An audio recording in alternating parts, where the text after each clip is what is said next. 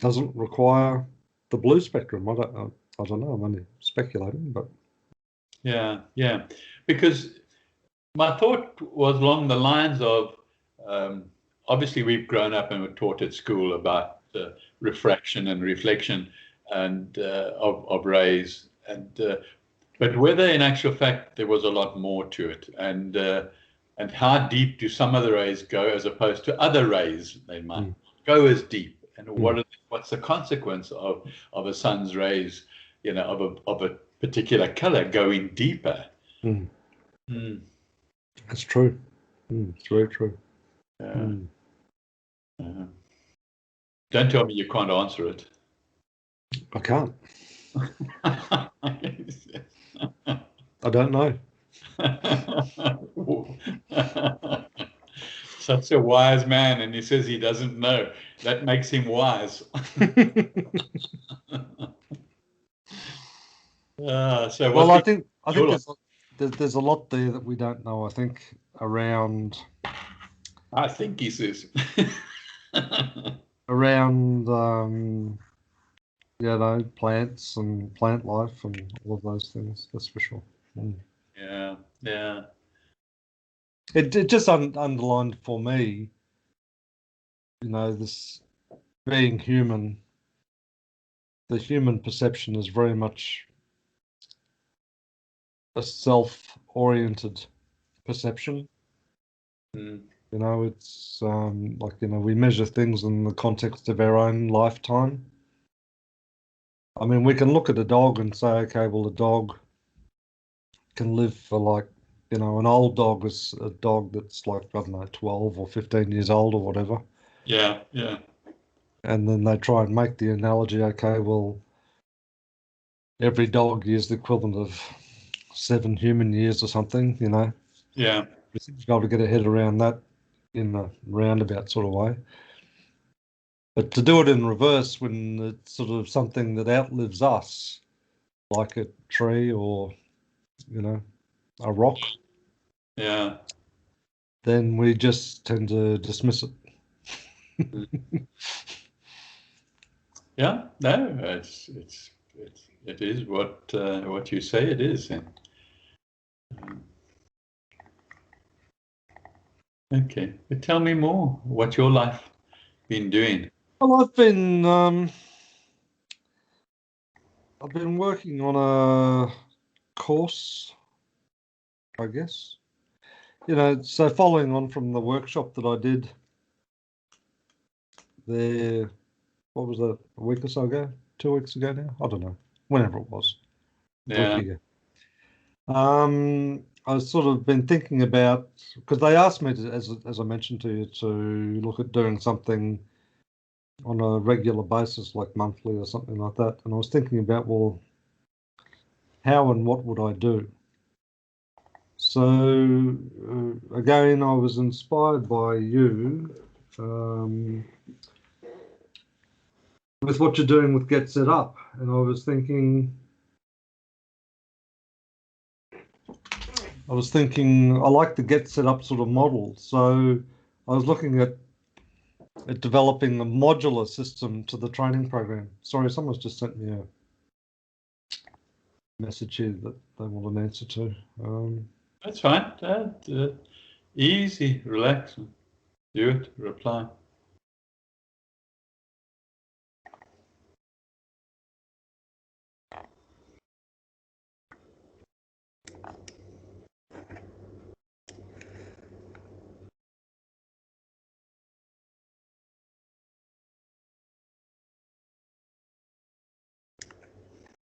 Sorry.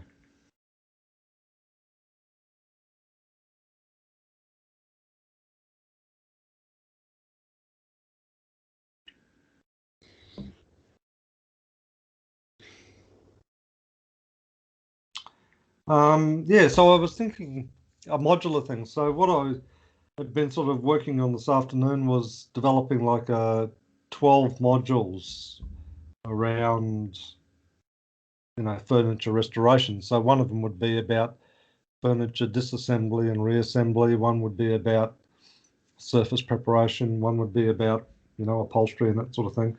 Yeah. All very practical though. So hands-on. So I was thinking, oh well, if I can develop say 12 one-hour modules, then you can either, if they say I'll run a 3-hour session, well you could say, okay, well I'll do these 3 modules. Or alternatively, you could scale one module up to cover a 3-year period instead of a 1-hour period. Yeah. That's a very good idea. That's a very good idea. Yeah, so that's kind of what I was thinking. Your own platform, or would you do it through this company? Well, I'll do what they need me to do to meet their needs, but I was sort of thinking I might use that work that I do for that for myself as well, and maybe even the development of a like an online course or something like that as well. Yeah. I had a quick look around, to see what other offerings there were out there, like even through TAFE and that sort of thing. And I was actually surprised as to how little there is out there, and what is out there is pretty rudimentary. Yeah. Okay. Well, that also is very positive. Like for example, there was one that the TAFE system, which is our like trade training system, was offering, and like apart from probably 4 modules, they were all just about how to work in a team and how not to hurt yourself and all that sort of stuff. And so I think, well, this is a lot of stuff that like within the context of offering stuff to the broader community, they're not going to put a lot of interest in those sorts of things. They want to focus on what they're interested in, the subject matter. So right. Okay. Yeah. So it sounds like a good opportunity there, and to move forward and just take a small step at a time. Yeah, I think so. I mean, I was sort of looking at it. So what I've been doing mainly today is scoping out what I sort of thought the 12 modules could be, and then deliberately doing them. Say, for example, get set up, turned around to you and said, oh, can you do a 3-hour session? I don't know whether they ever would, but, then doing it in such a way that on a particular topic, you could scale it.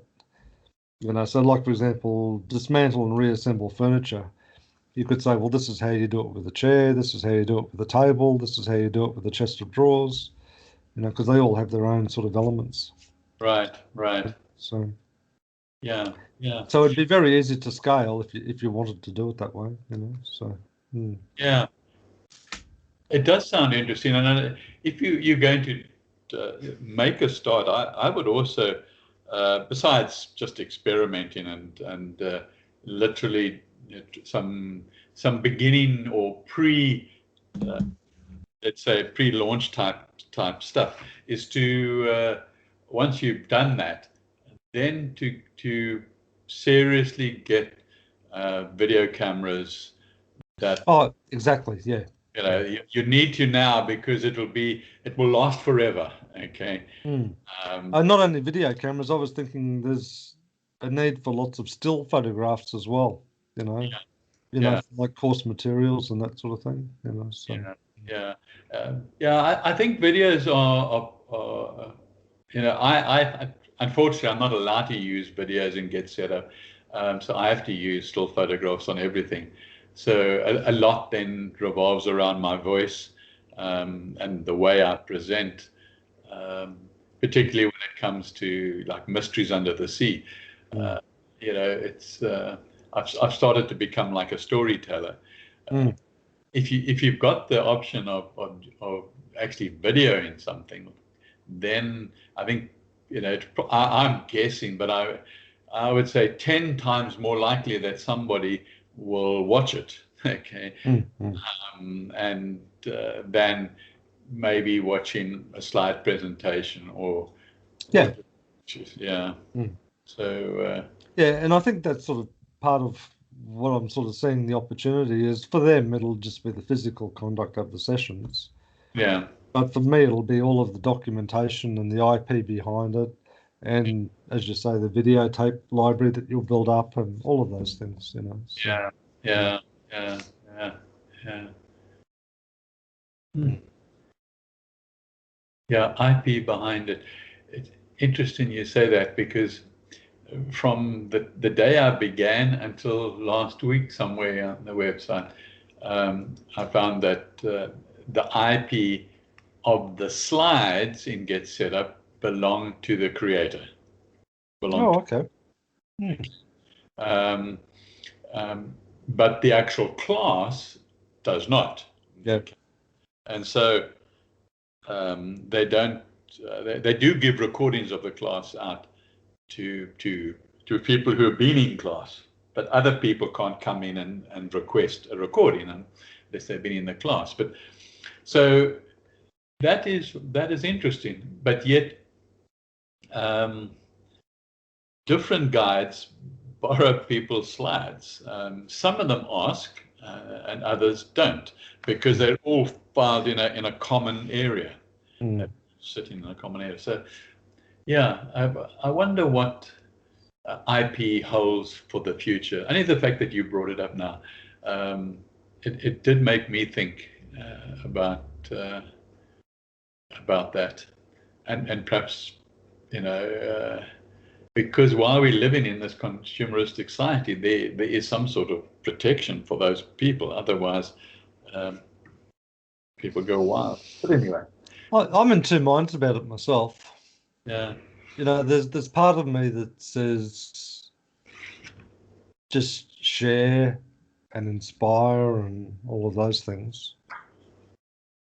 But then the other side of the coin is that you also need to do it in such a way that you're building some value for yourself as well, you know. So yeah, yeah, yeah. I'm also in two minds. mm.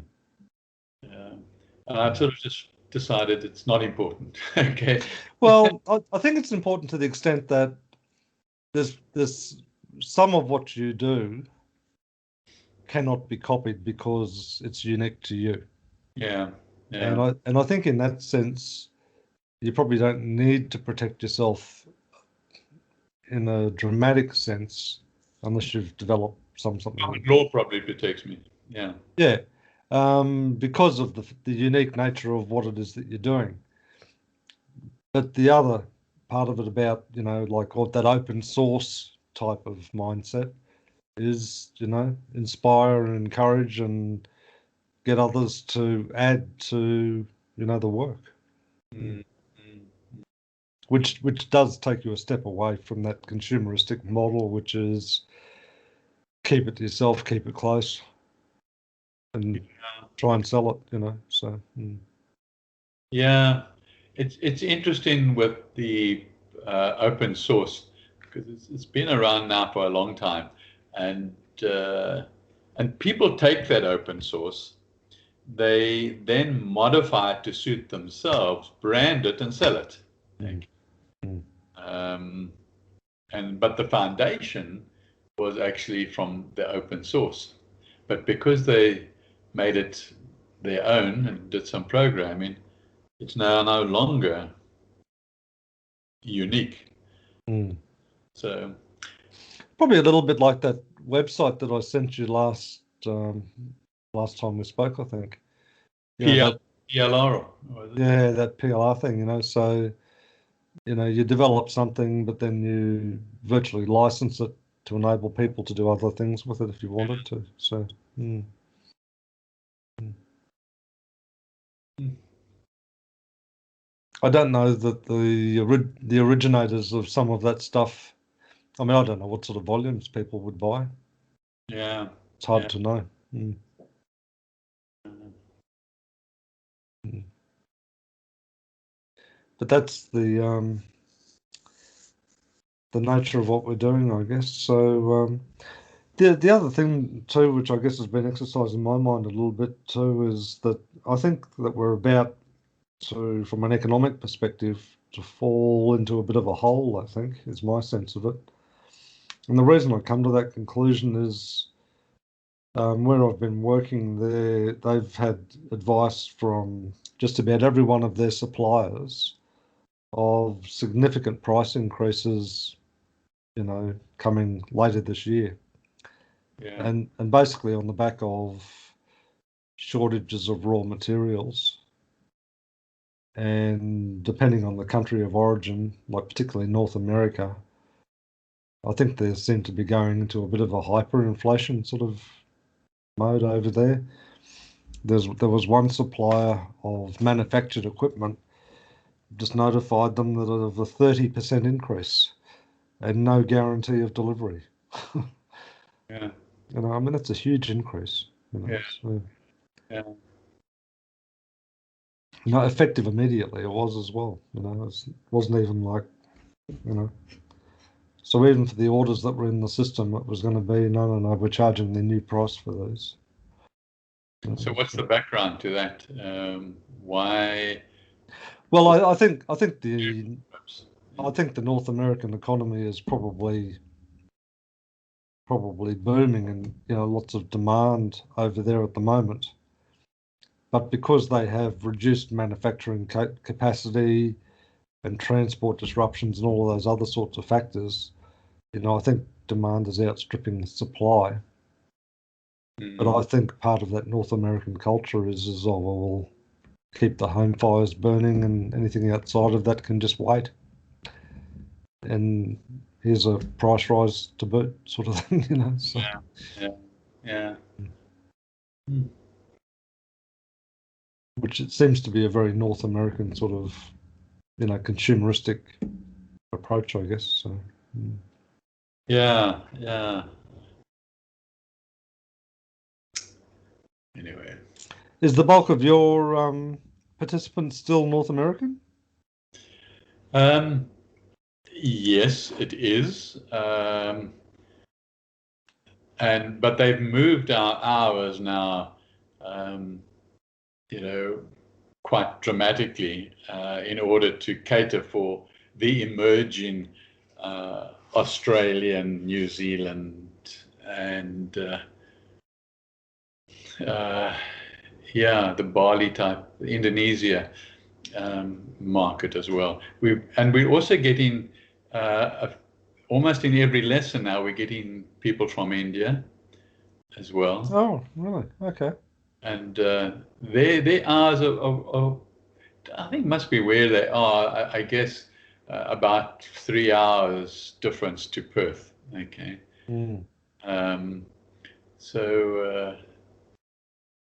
So yeah, we are getting others, and we are getting a little bit of Australia. And I was asked by Mark, who's the Australia New Zealand head honcho, about to do something for he had approached the Baptist Care, and I did them a sort of a special just for their community, with technology, and now they've asked for another one in a month's time for the same Baptist Care. Okay. So is that through like nursing homes or retirement villages or something like that? Yeah, they cover the whole of Australia. They're a big organisation. Yeah. And so I did they didn't know what they asked me to do something on sort of technology, what we call technology, which are just the various apps, and I did Pinterest, and none of them had even heard of Pinterest, Oh, really? And there were quite a lot of them on the, I don't know, but probably 10 or 20, I can't recall now, that were there. And they were all so interested, they wanted to go and start with Pinterest. And that's why they asked me to come back in a month's time. And then they'll have some questions. Okay. I said, that's fine. Because being such a big organization, we should be able to get a lot of viewers from there. Okay. But then, of course, Baptists have got to, underwrite it. So we'll see. Yeah. Yeah, I think it'd be a smart thing for them to do, actually. But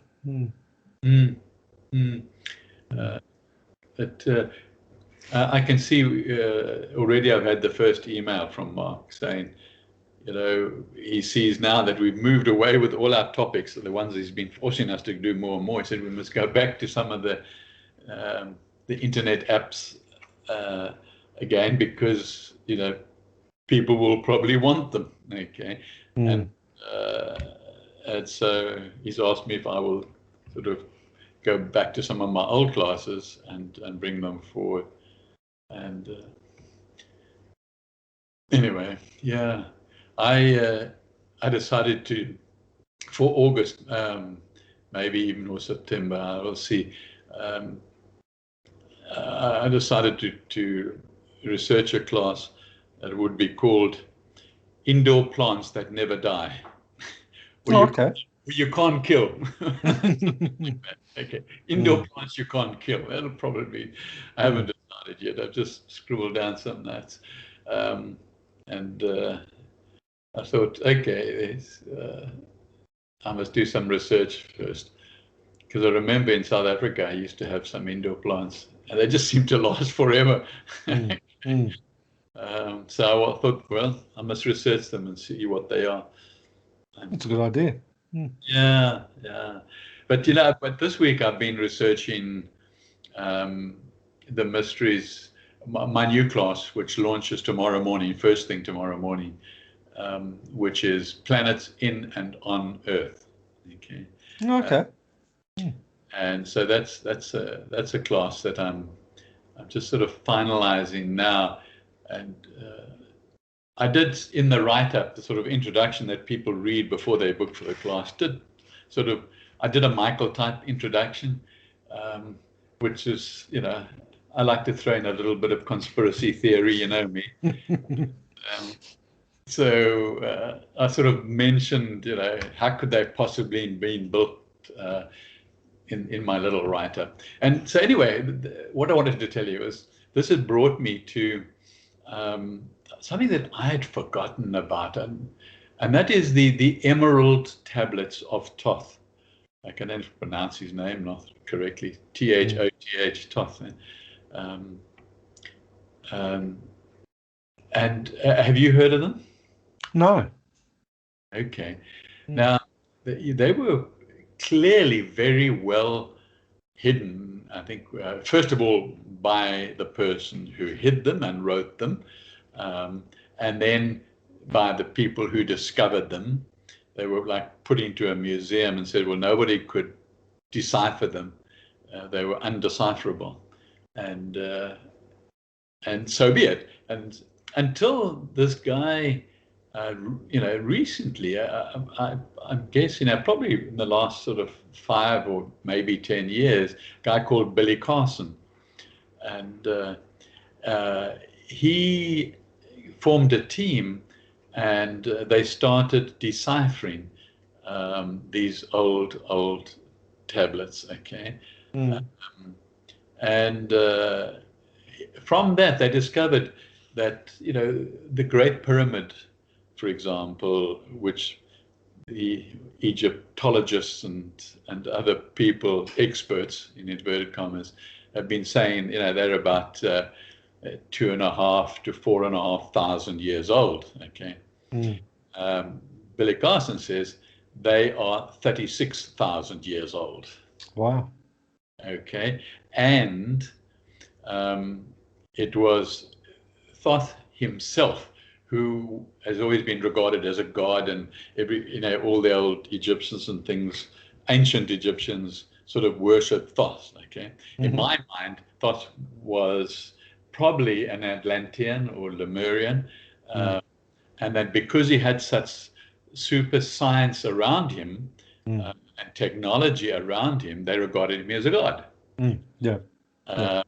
And I can just see this guy walking amongst all these primitive earthlings, and they're all falling down and worshiping, because he has some sort of ability to maybe go from the third to the fifth dimension, or whatever. Okay, make himself invisible and so forth. But anyway, he apparently was like the last, let's call it, person, or his group of people, or his tribe, with the knowledge that the Atlanteans and the Lemurians had, and he knew that he had to preserve it forever.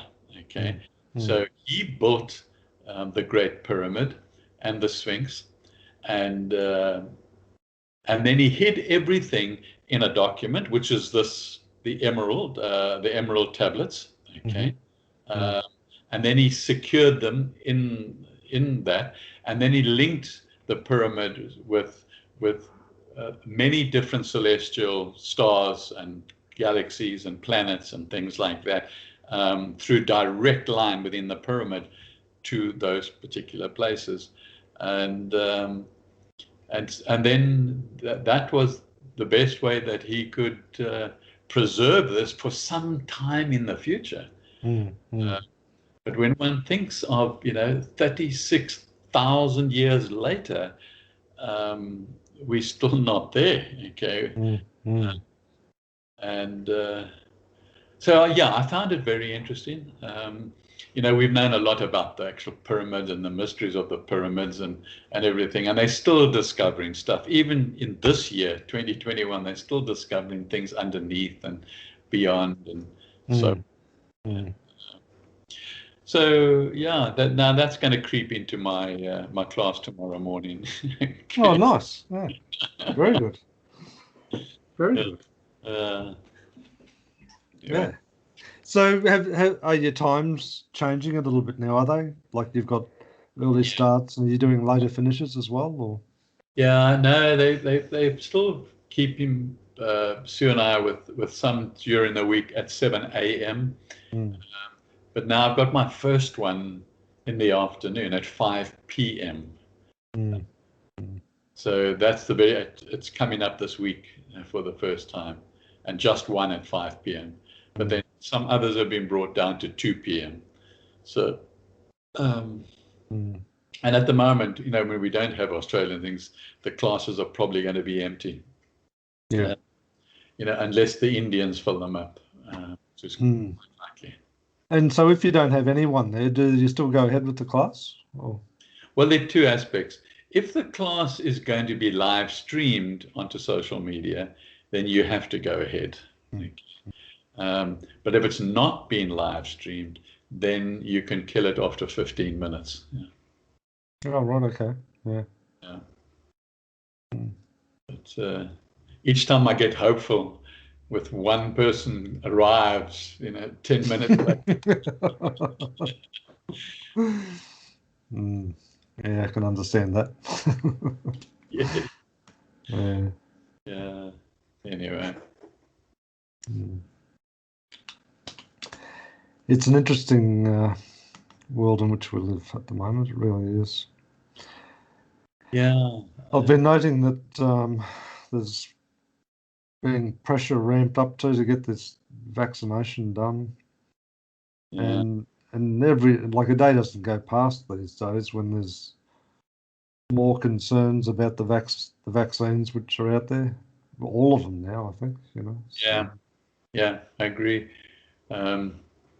It's a real lottery, isn't it? Go and have this vaccination, and it's a real lottery as to what it's going to do to you. So. Yeah, it's going to be negative. Okay, whatever it's going to do to you. It's such a difficult thing, and there's a lot of. I mentioned to you before that the Simon Parks and their collective consciousness website and group that are for Australia as well. They've got, as I mentioned already, I know, groups of medical people that have come together and are making a statement about it cannot be compulsory, okay, and must not be compulsory. And many of the nurses are refusing, and so they've been removed from their positions. to some other activities. And now we've got a big shortage of nurses right throughout Australia. Yeah. No. And yeah, even the mines, a lot of people who up on the mines also refuse. So I'm not quite sure. They're trying to isolate them now, trying to get them to stay there permanently up north. Because they do this, what do they call it in Australia? Fly in, fly out. Yeah, but it's yeah. What's the other word? But yeah, you're there for what, I think 2 weeks and then back for 2 weeks. Yeah, something like that. Yeah. Yeah, I'm not sure quite that.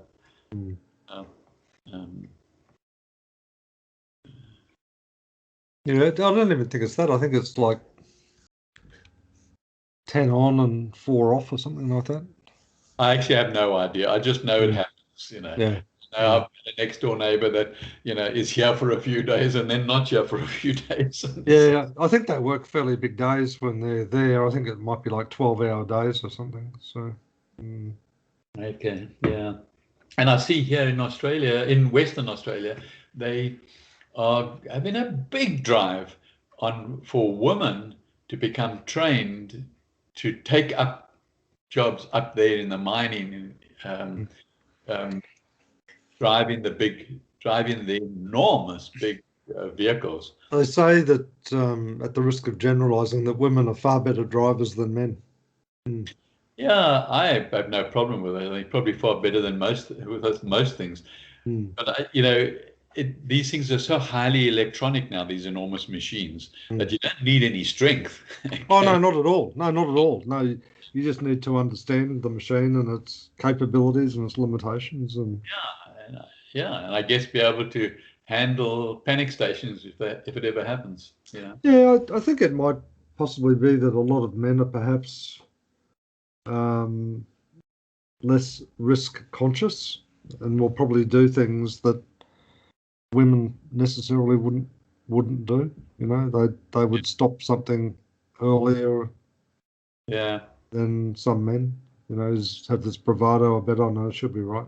You know, so. Well, they're opening new mines, big mines up there now. You know, and so yeah, and still China is refusing to bring in certain of these metals that are mined and so on. So we're still having trouble with.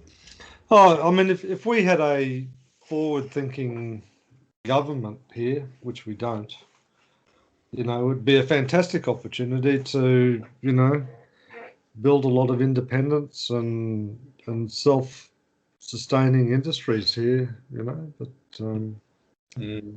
but they won't. They won't. Yeah. Too hooked into corporate greed, you know. So. Yeah. You're quite right. That would be the answer. I mean, the country's got everything.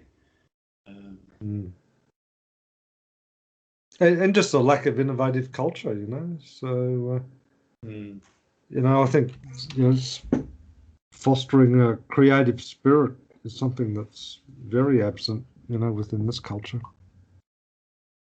Interesting you say that. Yeah. But anyway, it's just like the opposite in South Africa. Just we've got a very it's far more valuable small enterprises than all the big enterprises put together. So yeah.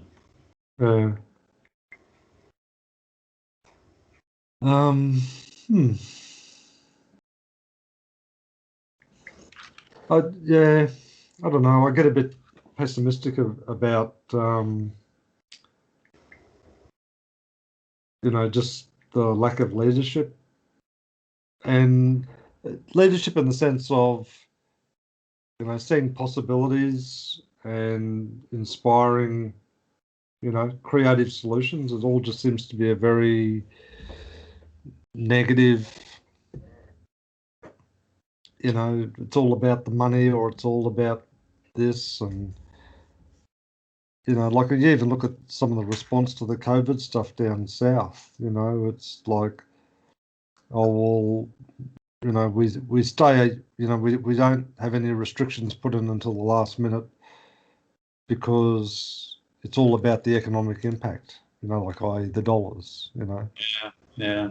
You know, it's not about let's make decisions based on the best interest of people. Whether that's a lockdown or a restriction or not, that's neither here nor there.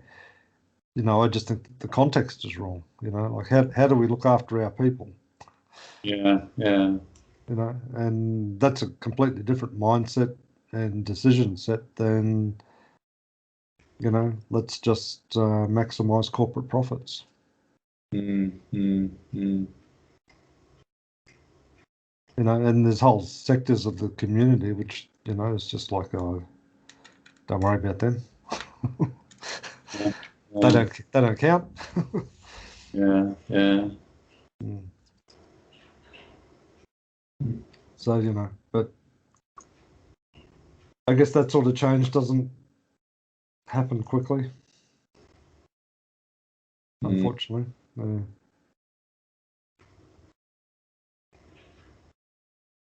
But that's where people like you and I come in. Yeah. You know, we plant some of those seeds and shine lights on some of those fundamental values, and that really aren't negotiable. Mm, mm. I watched I don't normally watch TV, but I watched a bit of a documentary there last night about the music industry, and they were talking about, you know, the creative side of it. Yeah. And I didn't realise it, but most of the big like songwriters and composers, like for, you know, rock and pop music and all of that sort of stuff, come from Sweden. Oh, is that so? Mm, Okay. mm, No, that either. mm. And part of the culture in Sweden is that you don't brag about things. You don't talk about your achievements. You don't, you know, it's all focused on the outcome, not on you, sort of thing. Yeah. And it was sort of fascinating to see them interviewing people, and they sort of say, so what do you put down, you know, as to your successes? He says, oh, I don't know. And that was the answer. Okay. Ah. You got any theories behind that? I think, well, I mean, I think that that aspect of it is probably an important part, you know, that they were focusing on the creative outcomes, not the ego around, oh, look what I've just done and look how much money I can make, you know. And, Okay. Okay. you know, like it still astounds me at one level when you look at that, people who in a consumeristic society who are successful in something, and then all of this money and everything comes their way. You know, you see all these billionaires and so on around the planet now. But you still say to yourself, like, so what are they thinking about? And it still seems to be all about themselves. Yeah. Oh, we're building a legacy for our family, and we're doing this for me, and we're doing that for them, but it's all just about them. Unashamedly, just collect as much stuff as they can. Yeah. Yeah. I saw a guy did a little analogy where he used a grain of rice to demonstrate the wealth of, like, the head of Amazon, you know, the owner, I think he still owns Amazon. And they said a grain of rice. So if you say a grain of rice is equivalent to $100,000, you know, what does this actually look like? And he sort of said, okay, well, $100,000 for a lot of people is more than than their income of a year. So for them, it might be like quarter of a grain of rice or half a grain of rice or whatever. Yeah. And you go through to these, you know, super wealthy, and you've got big mounds of rice like this, you know. And then he just said, so you know, this person has decided to buy themselves a new house, which costs, you know, $80 million. And they put a few grains of rice over here, you know, so, well, there's the cost of that house. You know? So, and look at all the rice that's left. You know? Yeah. You know, and it's true. Like, what on earth? Yeah. You Yeah. know? And when does enough become enough? You know, I mean, we've had this conversation 1,000 times. You know? We've lived this conversation. You know? Goodness me. Yeah. We've actually given up the conversation. We have. We've had enough. Yeah. So we've decided to move forward and be it rather than theorize about it. Yeah. Yeah. Yeah. And I think that's the important thing. It's a time for action. Enough said, you know, it's time to get in and do things. And we both are. Yeah. Yeah. I agree. Yeah. I agree. We just see how things unfold. Well, that's the thing, isn't it? And it's a little bit like your comment before, you know, like after 36,000 years, Yeah. you know, we're still waiting, you know. Still waiting. And you know, if the Lemurian society was what it was, like heaven on earth, where everybody cared about everybody else, and everybody had food, and everybody, you know, was basically just happy, doing whatever they guess they did, probably what we theorize in about now. And that was more than 36,000 years ago. And presumably, you know, they have the technology where energy is free. So think about in the context of our societies today, like with power companies and oil companies and all sorts of energy companies. Yeah, and you know how it was free? They used pyramids to encompass the entire globe with like a Wi-Fi of electricity to tap into. So the entire planet had pyramids at strategic points. Yeah. And that's how the whole world, you know, electricity was free. Okay. And really, and science was shared, and you know, quantum physics was like the old science. You know, it really had taken it to advanced levels, and you can see this from the constructions that are left behind. It's just, you know, just absolutely phenomenal. You know, when you consider, let's say, the accuracy of the Great Pyramid in relation to the North and South Pole directions, they were 0.15 out. Okay, now today, measured today. Okay, our building that we built in London, the Green, what is it called, the Greenwich, is far more out than that. Yeah. And that's a modern built building. Yeah. You know, you've got to say, you know, there's something really, really amazing, and the fact that they analyze the substance of what the Great Pyramid is made from, and they can break it down into chemistry, but they cannot make it. It's unknown. When they analyze it at the moment today, they still don't know. So they still, you know, have this. They still fool mankind. They still irritate me by saying to, you know, everybody, oh, well, they had slaves that were rolling these big rocks from somewhere where we don't. Oh no! Yeah, no. And they put in doors, you know, when you look at the doors inside the pyramids, okay, they weigh about 20 tons, okay, and they're open with a push of a hand. It's just ridiculous. And they couldn't replicate them today, even with modern technology. They couldn't replicate them. No, they can't build a pyramid as accurately as those are built. They cannot build a building. that is as accurate as those, you know. And, so, you know, but yet still, you know, the black hats, I guess, don't want people to know about this. Has got to be kept secret. You mustn't explore, and they're very, very effective in just killing it for all the time. That I mean, all the time we've been alive, you know, there's just been nothing. I notice now, just in the last couple of weeks, that they're slowly letting, you know, things leak out about UFOs, and they accept that they're not from this planet, and yeah, tiny little things that just, you know, yeah. And if I say they irritate me, that's an understatement.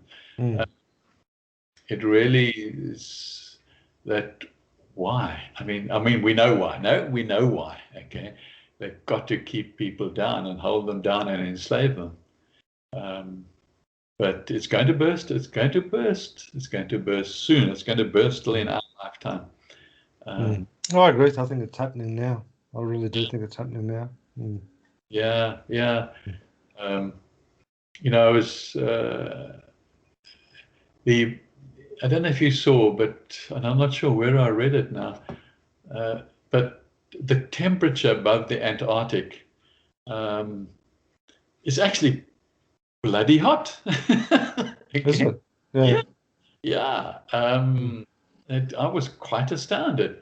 You think, wow, that's why, you know, it's melting so quickly. Okay. It's melting quickly. I mean, you see, you know, authentic type videos where you see these things just falling apart and melting. So, you know, I did a quick search now this afternoon, you know, just looking at which cities would be the first just to be flooded, you know. And it's interesting. New York was one of them. London was one of them. Okay. And well, London's already built those flood barriers, haven't they? Yeah. And of course, you've got those in Europe that have built dikes and things to keep the sea out. They're not going to be able to. So now they're reinventing their buildings for the future to be able to be, I guess, like Venice, okay, sort of live above the water. And that's another one, I think. I don't know. I mean, Venice, that's been a marvelous thing. I've never researched it. I don't know if you have any knowledge on it, but I was looking at it today as well. And that is, you know, it was built, there was particular reason, let's forget that, but it was built in the water, okay, and the houses and shopping centers and 3-story shopping centers and things and buildings, shall I say, were all built on wooden sticks. Yep, tree trunks. Yep. Yeah. And they have now, because of the ingredients in the water, they have solidified like concrete. Yeah, it's almost like the woods become petrified. Yeah. Petrified, yeah. I mean, I didn't know that, and I found that out this afternoon. And I thought that's so interesting, okay? But shame on them because, you know, I think their levels now. I don't know if they're going to go higher or can go higher. But it's certainly, if the water, you know, continues to rise, Venice will be another one that will disappear, I think. But I mean, part of building that city is they actually cleared significant forests. Yeah. There was a lot of forests around that area. Okay. And they felled every tree in sight, you know, so. And I suppose, and I don't know this, that they're still probably supporting, they're still putting new wood down there, are they? I don't know. Maybe probably.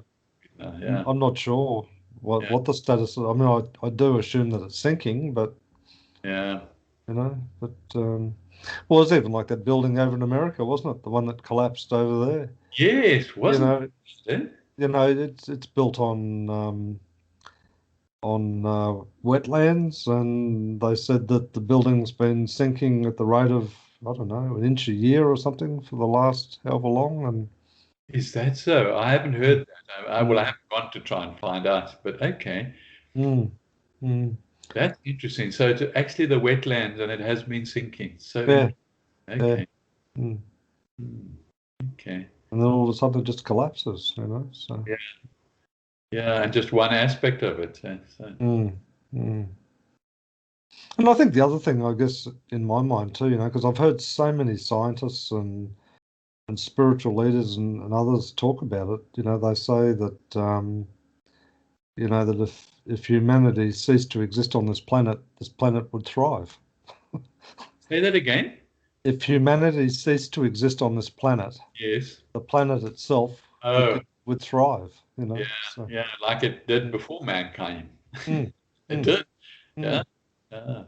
I mean, we in compared to the recent history, I mean, the history of the planet, and definitely we've only been here a short while. Yeah, we're like a pandemic to the planet, aren't we?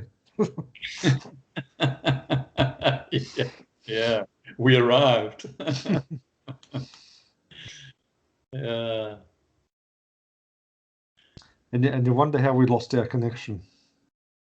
Just wonder how we lost our connection. Oh, yeah, I go back to Logos. Okay, I don't have a problem with answering that question, and because Moya has laid it out. I mean, we basically have had eons of our Earth time, if you like, falling from one dimension to another dimension, living in this one, then fall into the next one, then fall into the next. So, and then we land up at the bottom one. There is no other after this, okay? And it will be destroyed. There will be an Armageddon, okay? There will come an end, okay? And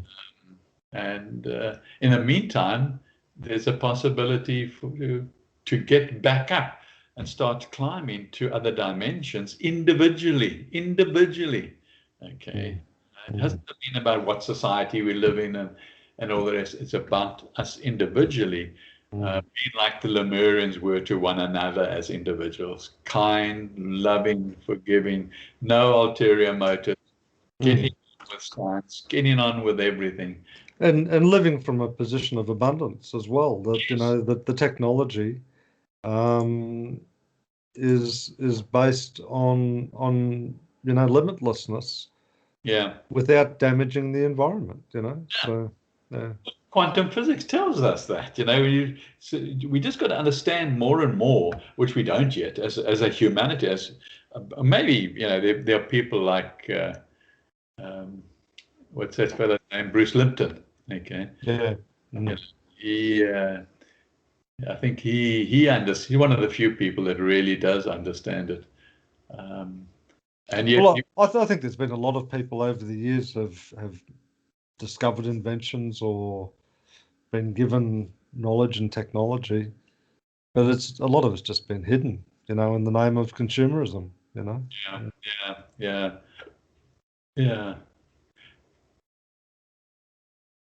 I agree. You wonder about the karmic debt that brings up for those people, eh?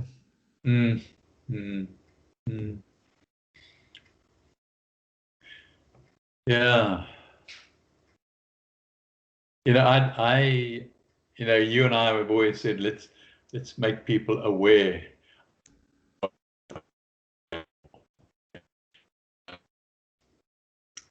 But you just dropped out a bit then. Breaking up. How's yours? Let me just check my internet. How's yours? Yeah, I think it's okay. Yeah, it seems to be okay. Was okay. It must have been censored. Yeah. Yes. Yeah. Maybe it's been redirected to Venus. I couldn't hear us properly, so they've taken more bandwidth. I want to hear what the have got to say from Australia. Yeah. Oh.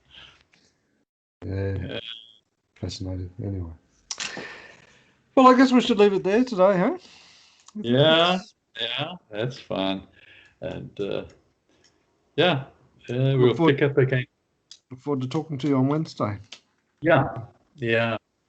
That's great. So you've got another month or so before you give another class. Eh? So you've got a lot of work now planning your own 12 classes.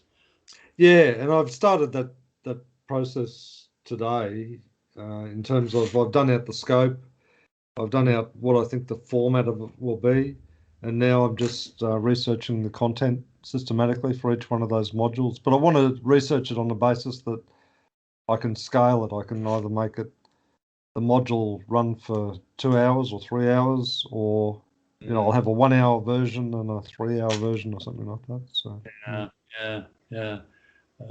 I'm really happy for you, Don. I really am. I think you've found something that is going to really work for you and work for society around you. So, and that feels good. It feels good. yeah, that's great. Okay. Mm. Okay. Okay, then. Well, I'll talk to you on Wednesday. Yes. Dead right. Okay, then. You take Cheers. care. Bye. Bye.